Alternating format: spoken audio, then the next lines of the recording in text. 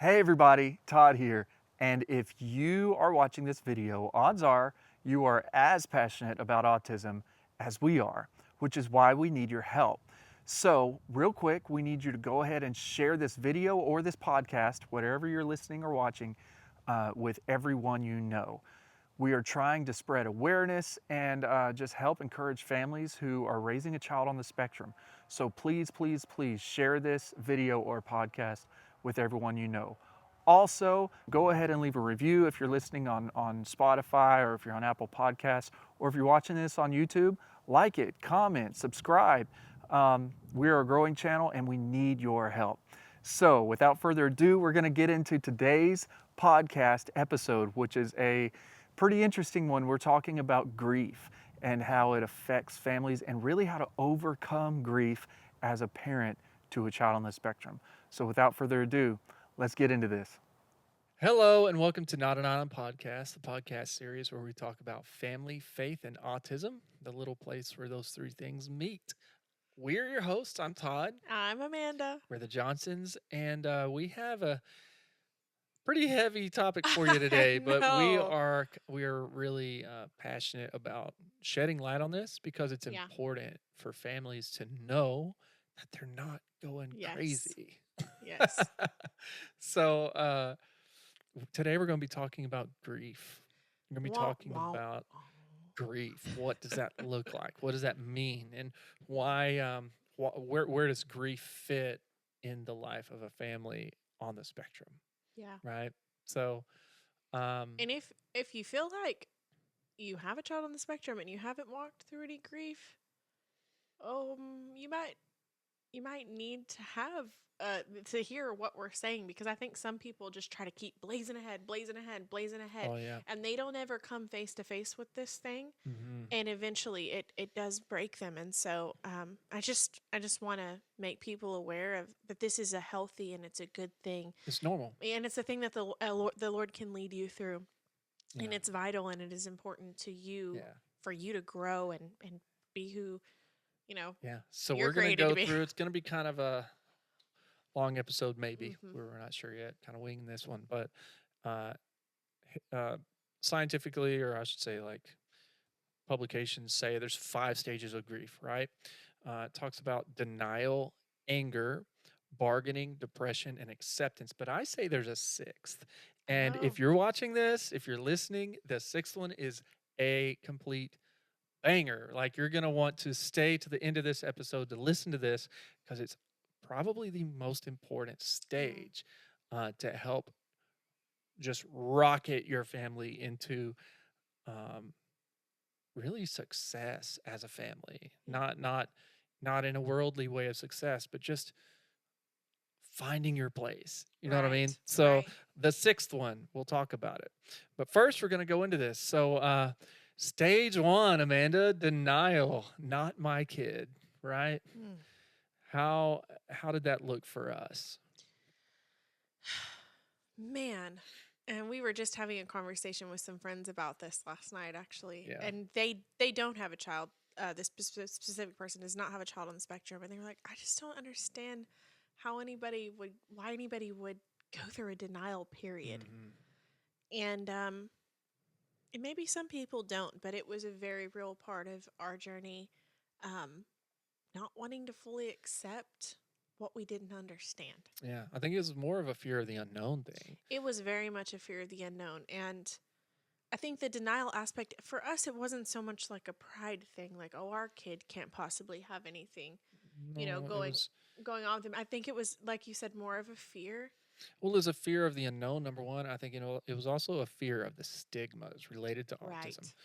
Right. Is my child going to fit out? Is my Right. child going to have a hard time doing X? Or is my child going to, whatever? Like, there's Well, so many places you can and go when with your that. child is in a place where they are nonverbal, where they're having severe meltdowns, where they're having severe sensory aversions and are very sensory seeking, when they're going through the hardship of this diagnosis and some of the hardest things that come along with it, for me, I just getting that diagnosis in my mind meant, okay, this is forever. Hmm. this is forever something that my child is going to have to deal with. And the denial aspect for me is I don't want my child to go through that. Yeah. I don't want my child to be misunderstood. I don't want my child to struggle to learn to communicate. Like, I just didn't want any of those things for Ezra. And I think that was a huge part of the denial Yeah. phase for me. I wanted it to be something that could be, in my mind, easily overcome. Like, for the longest time, I held on to it's a speech delay. Yeah. Well, denial for me looked like, Honestly. in my head, I had this idea of what my kid was going to be like, right? We were going to go fishing and like he was going to be my camping buddy and we were going to Right. go to the store together and blah, blah, blah, blah, blah. And I need to stop there and say this. He's every bit of that child now. Yeah. Yep. Well, you know, what was I afraid of at that Right. time? But I was in this denial phase when I found out, well, perhaps that's not going to be the Right. case, right? Perhaps there's more to this. When you see them so closed in their own world, you know. For sure. And that caused in me like this stage of denial. I would say my denial didn't last very long because Right. we had doctors for our Mhm. son that really helped us navigate. Listen, this actually is a good thing. And this is something we want to tell you. If you are going through the process of getting your child diagnosed medically with autism, trust me when I say it's not a negative thing at all. Well, and I In think there in were some people who were like, this doesn't have to be negative, but I definitely felt like this is a lifelong, this is permanent, this is, Yeah. you know, and you're just handed it and you have no idea what to do with that Yeah, when he got or what that diagnosed, fully a lot a means. lot of a lot of times, that seems to be the case, and it kind of was for us. But our doctors did try their hardest to help us out, Right. and I think for us, the biggest thing that we had to learn that actually opened the diagnosis actually opened up a whole world to us, not only of like therapies. I mean, our son goes to equestrian therapy where he rides horses Yeah. for therapy for autism. Like, how cool is that, right? Hmm. Of course, he gets special treatment with therapies and things. We go to theme parks, and they actually have accommodations for him. Hmm. Um, We've, but you're just talking about the initial like diagnosis or the denial before the diagnosis. I think once when you move past the denial into accepting, that's when all of those things open up. That's when right, you right, right. start to see light at the But end we of the didn't tunnel. know that Yeah, at we the didn't. time. We didn't know any Uh, of that. but that did. And I just want to encourage you, if you're going through the phase of denial, know this, that the world is getting better and better and better at helping you navigate Yes. this. And There's that's, so many more resources out there, so much more yeah, information. than when We were we, yeah, scouring anything we could find to yeah, educate ourselves, to learn, to help Ezra get better, yeah. and so, So yeah, denial is the, oh, well, maybe my kid just has a speech delay. And then the speech delay yes. turned into, well, he's not really communicating at all. And then, oh, well, he is communicating, but different. And, just that thing, there's denial. Hmm. But then ultimately that denial leads you into a place it can, honestly, it sounds weird, but honestly, if it's a healthy way, it leads you into anger, which is a dark place to be. I spent quite a few months in this phase. Uh, I think what's kind of important to note about um, the grief aspect, I think a lot of it happened before we actually got the diagnosis for sure. because we were waiting for so long for it, Yeah. and this was kind of the in between. We already kind of knew. Well, we did know that Ezra had autism before his official diagnosis, so Yeah. I just I wanted would to say throw I would that in say there. the anger came in this form. The anger came in as my child never asked for this. Yeah. I never asked for this. My wife never asked this. Why did you? And I'm going to be completely honest with you guys. Why did you do this to us, God? Yeah. Why my family? Why me? Why do we have to be the family that can't be included in things, right? Right. Why why are we in the position we're in that we can't go places because my child will be a disturbance or Mhm. misunderstood at his younger years? Um, that was anger, and that was a dark place. And I blamed God. I went through times of blaming me. I think I went through I think times it of just blaming causes you to the ask world. the hard questions of God, Yeah. and that frustration. And I just want to put this in there. I think God really wants that Yeah, anger. He wants you to be honest about it, and he wants you to ask those hard for questions, sure. because that's how healing really starts. Well, that, and also like he created those emotions in you. Right. He created the capacity for you to have those emotions. That is a step towards healing, like you Yeah. said. Like, and it's so important to get that out. Yeah. The thing is, God's not mad at you Right. for being angry. Right. Like, he loves you, and he honestly is holding you through it, Right. like holding you like a child through this. Like, there's some times where just there aren't words, Right. and walking through anger, I had a lot of those moments. Yeah. There just weren't words. I don't think he takes any delight in our anguish and in our No, he hardship. doesn't take delight in it. I think he's just looking for us.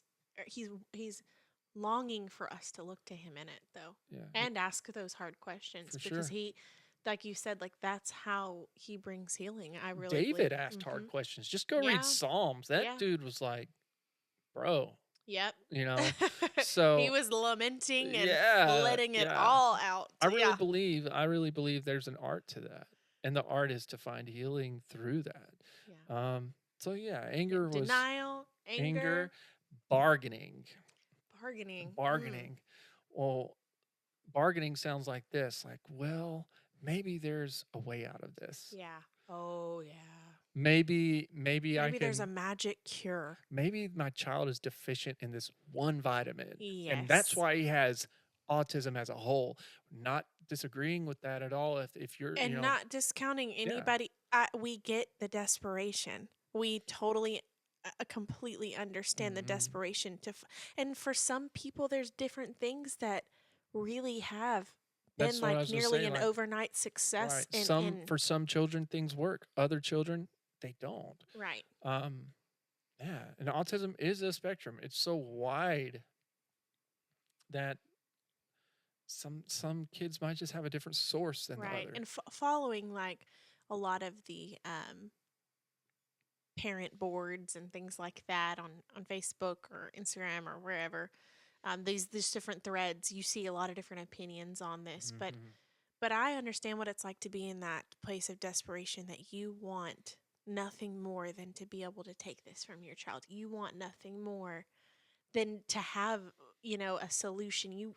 You're bargaining all the things, like Yeah. trying to You're figure that literally out. spending your last pennies just trying Yes. to find We looked into so the many different fix to their therapies, so many different things. disorder. Yeah.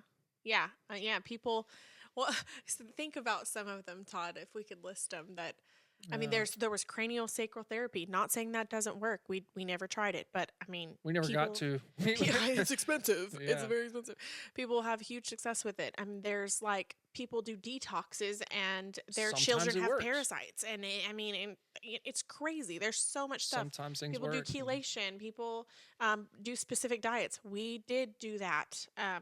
We did do Yeah. a specific diet for a period of time, but that was more so because of allergies and all the Yeah. irritation in Ezra's gut. We're There's saying there's all a this lot. just to say Yeah. that there's a lot of solutions out Yeah. there, and that we've tried a lot of them, and that was our way of And bargaining. don't let anybody shame you if that's No, the avenue that you're in. go And for it. Like, if it works for you, let us know in the yeah, comments. Like, that's awesome. Like, yeah. we want to see children like just in their full version of themselves, whatever that looks like. And And in the same breath, don't be in the opposite shoes. I hate to see the war that starts over these oh, kind it's of so things. wild. It's honestly, it's like we're all on our own journey. We're all navigating this the best that we know But how. in the same breath, we're all in this together. Right.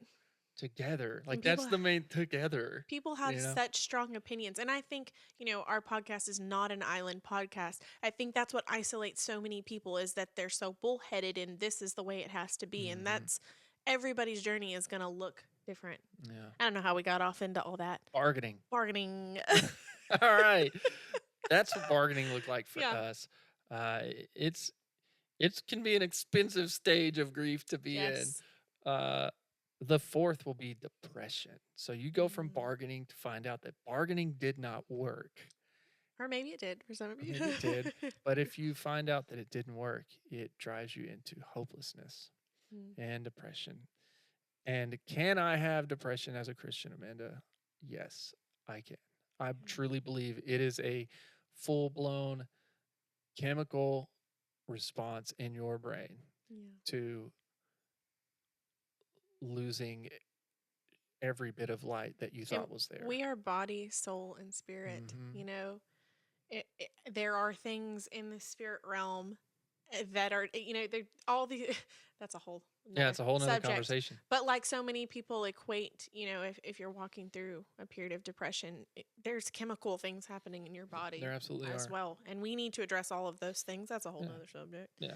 But But depression is a very real part when yeah, you feel like, okay, the hopelessness. yeah. And that to me was honestly kind of a short phase, I would Yeah. say. Depression really went through us pretty quickly. I think we just flung so quickly into, okay, let's just Acceptance. take action. That's that Yeah, not yeah, yet. we had to, That's right, acceptance is the next one we did, which acceptance is it's been a long chapter of hmm our life, accepting him for who he is and really like learning who he is. right. I feel like that's continued as he Hmm. changes and evolves and grows. It's like where we learn to accept Yeah. even I more. would say we didn't really start fully investing in learning who he was, like to a very deep point until this stage, until Right. acceptance. Because we were so busy denying and being angry and bargaining and being depressed and looking at ourselves that we weren't going, look at the gold in front of you. Right. Look at this treasure that is in front of you that really, and I want to say this, if you're having a hard time accepting, or if maybe you're going from the depression phase into acceptance, it's a hard phase to get into. Hear me out on this.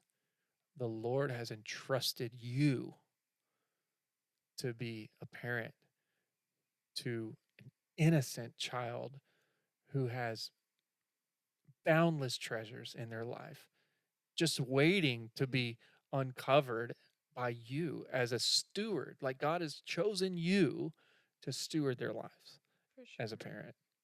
And so, how you steward that, well, no pressure, will determine um, a lot Mm-hmm.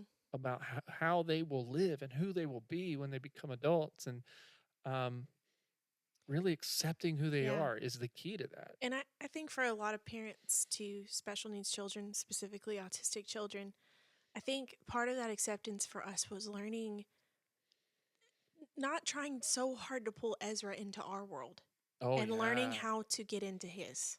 Yeah. And when we accepted that this is what he's going through and this is the diagnosis, that, this is the thing we're dealing with, it was like, s- I feel like that's where a lot of people mess up. They're just so, hell bent on bringing their child into their world instead of Which there is learning to get into some their world. application to that Right, because your child needs to, there are some things that your child just has to know, right. right? Uh, But but thinking back to those baby stages where he didn't make any kind of eye mhm. contact, where he, was spin wheels for hours and things like that. We would get down on the floor, we'd get down on his level, and we'd engage in the things that he was doing. And actually engaging in his world brought him into ours. Yeah, And it so, gave him an interest into, oh wow, they do want to communicate. yeah, they do care about the things They that do, I care yeah, about. yeah. So And now it looks different. Now we talk about doorbells for now, hours and, yeah, oh different yeah, things, he's his so funny. obsessions This and things kid that is he so loves. funny. But I think that really, you know, accepting him fully, that helped actually bring him out of that, I would say. And that is the 5 stages of grief, right? Yeah. But there is a sixth one that is so important to us. And it's literally the reason we're doing this right now, Not on Webster. not on Webster. Uh, This is this yours. is Toddster. Right. Um, and that sixth stage of grief, if, hey, listen, if you're like a PhD, or maybe you're like a doctorate in whatever, and you steal this from me, I'm coming for you. Whatever, Todd. And this is beyond acceptance. What comes after accepting your child?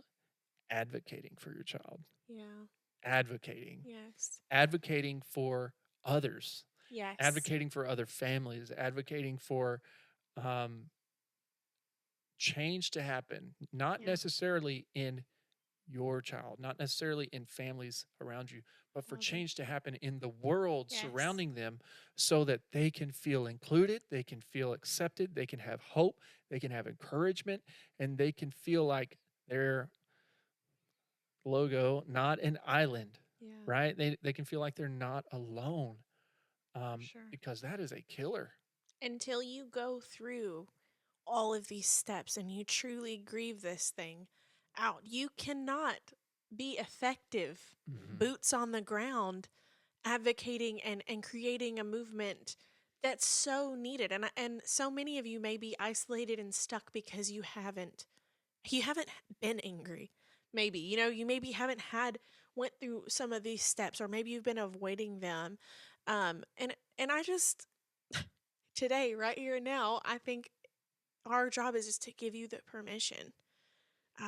If you haven't fully grieved, and I'm not saying go lock yourself up in a dark place and don't come out, but really sift these things through so that you can fully accept your child and Yeah. other children like them, because you're needed. Yeah.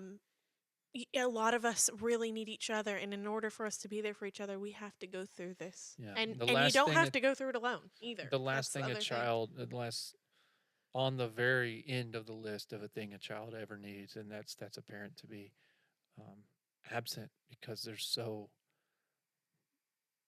distanced from really what their child is going through. And Right. if you can't be in the trenches with them because you're going through stages that seem to just never end, then we want to bring hope and we want to bring encouragement to you. That's why we're doing sure. this. That you aren't alone, number one, and that there is more to your life than just raising a child on the spectrum. What is that more? Well, for a lot of us, it's advocating for that Yes. child on the spectrum. It's advocating for what children like them go through. It's advocating for the families who don't know where to turn. It's not just us. If Right. you go on social media, just look. Yeah. You type in autism on any social media website, you will find so many people who are absolutely passionate and lay their lives down Yeah. to let other families know and let people know that they're not alone. So, I know what I'm about to say is easier said than done. But for all you married people out there, allow this to push you closer together and into each other and more dependent on each other instead of apart. You are not a statistic. And I know there's a large demographic out there and a huge statistic of marriages ending in divorce when there is a child with special needs in the midst. And you have to properly go through this, whether you need to reach out to a therapist, a counselor, whatever you need to do to take care of yourself. But let this push you closer together, because if you lock arms, there's literally nothing you can't go through together. But I know for a lot of people this pushes them apart, and maybe one of the spouses has properly grieved and the other one is just still in denial. Maybe they've never moved past that stage, that's and they common. just move on with their life and let the other parent, fill those shoes. And this is so much easier to do together. And I know that that's not everybody's story and that's not Yeah. everybody's case, but if you're struggling in your marriage, just really really listen to maybe some of what we've said today, and Yeah. just Well, try your listen, hardest I'll tell you what. to do what you need I'll to do. tell you what. on If your you're end. struggling in a marriage, or maybe having a child with special needs, a child on the spectrum, has put a damper on things, you don't have to leave a comment. In fact, I'd rather you didn't. Send us an email. Yeah. Notanislandpodcast@gmail.com. We will respond to you. and we will help you in every way that we possibly can, whether it's Yeah. just advice. Now we're not professionals. We can't give like Right. professional advice, but we can point you to people Yeah, I who think we can. probably need to do a whole episode Yeah, for on sure. that because it is a doozy. Yeah, and we want you to know we care about you. Like wherever you are on the other side of this screen, on the other side of this camera, like we care about you. If you're in this situation like we Yeah. are, there is a light at the end of the tunnel. Yeah. There is, and you can make it through this. Yeah. And we are here to help. And it's not just us. There's a whole world of people who are ready to be in your corner. Yeah. So, And if you have a child who's newly diagnosed and maybe you are just still in the beginning stages of this process, don't feel any shame or any guilt about where you're at. Take that time that you need to really process through all of this. And like mhm, Todd said, know that like this is not the end all be all. The paperwork in your hand that says your child has a lifelong diagnosis is not the end of their life or the end of their journey or the end of their story. mhm, It's the very beginning. And there's so much more to come. There's mhm. so much progress you're going to get to witness. There's so much overcoming you're going to get to witness. And there's so much joy to be had as well. Absolutely. With that being said, I'm going to end on one final note. I want you all to do some homework. If you're watching this on YouTube, Not homework. homework. If you're watching this on YouTube, maybe you're listening to this, do me some homework. If you are in any of these stages, uh, number one, you can comment down below if you feel brave enough. Just, hey, here's where I'm at. We will get in touch with you. And but your homework is this. Your homework is go on Google or any search engine and type in influential people with autism, or maybe famous people with autism. It will blow your mind. Yeah. The There's more people and more people who being have diagnosed every changed, day too. it So will blow your mind the people who have changed the entire world. mhm. Those people have autism. I'm just going to use an example. This thing here, it's an iPhone, and we're not sponsored by Apple. I wish we were, but we're not. The man who designed that phone Mhm. had autism. He was on the spectrum. Yeah. The man who has created the businesses that are changing society as we know it, SpaceX, Tesla, Yeah, we've mentioned these it's things on the before, spectrum. but yeah. There's an entire list of people. Albert Einstein, well known Mhm. that he had autism. Just know this. Like she said, it's the very beginning. I just want to Mhm. leave you with that. So Yeah. you want to go ahead and pray us out? Yeah. All right. Lord, we just thank you for walking us through grief, for giving us your strength in the form of joy, Lord, for teaching us along the way everything we've needed to know, Lord, for holding our hand and guiding us even when we were just in the absolute trenches of it. And we thank you that there's hope, that there's light, and that there's a whole other side. And I just thank you for every person in whatever stage that they're at right now, Lord, that you'd meet them right there. Lord, that you'd begin to bring healing into their lives and into their marriages, and that you'd begin to bring them hope right now in Jesus' name. Amen. Amen. Well, this is Not an Island podcast. I'm Todd. I'm Amanda. We're the Johnsons. And until next time, peace. Peace.